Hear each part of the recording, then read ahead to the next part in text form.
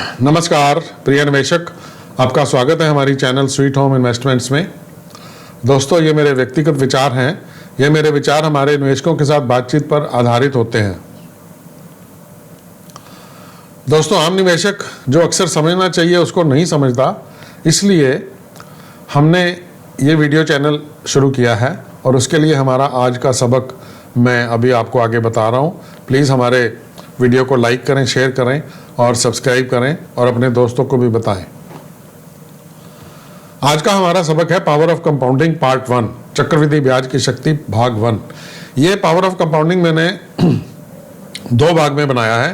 पहले भाग में आपको सिर्फ एक कहानी के माध्यम से शिक्षा दूंगा और दूसरे माध्यम से जो फिगर वर्क है वो सारा आपको बताऊंगा।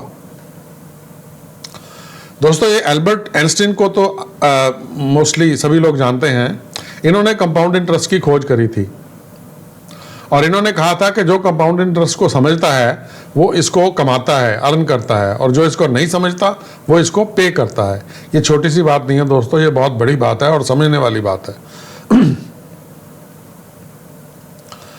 एक राजा होता था। वो राजा अपने कक्ष में बैठ के, अपने दरबार में बैठ के चेस खेल रहा था।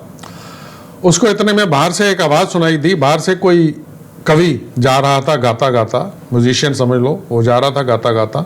उसको बहुत अच्छा लगा और उसने अपने मंत्री को भेज के उसको अंदर बुलाया कि उसको अंदर बुलाओ, हम इसकी पोइम्स, इसके गाने सुनना चाहते हैं। तो उसको अंदर बुलाया गया और राजा की आज्ञा का पालन करते हुए उस कवि ने उसको बहुत अच्छे अच्छे पोइम्स, म्यूजिक, जो भी उसको आता था वो सुनाया। तो राजा उससे बहुत खुश हुआ और राजा ने, जैसे राजा अक्सर करते हैं, उसने खुश होके अपने गले से एक हार निकाल के उसको देना चाहा। लेकिन उसने राजा जी को कहा कि राजा जी, इस हार का मैं क्या करूंगा, हम गरीब आदमी हैं, हमें तो कुछ अन्न दे दिया जाए तो ज़्यादा अच्छा है हमारे लिए, हमारे काम आएगा, हमारी फैमिली के लिए काम आएगा। तो राजा ने पूछा, बोलो क्या चाहते हो। तो वो जो पोएट था वो थोड़ा बुद्धिमान भी था। उसने कहा,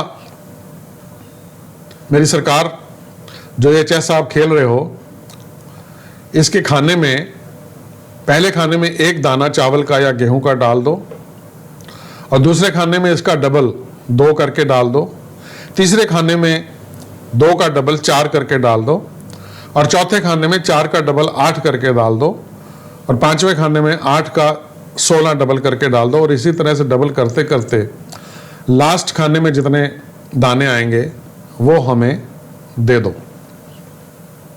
राजा बड़ा हैरान हुआ और उसने अपने मंत्री को कहा कि इसकी ये विश पूरी की जाए।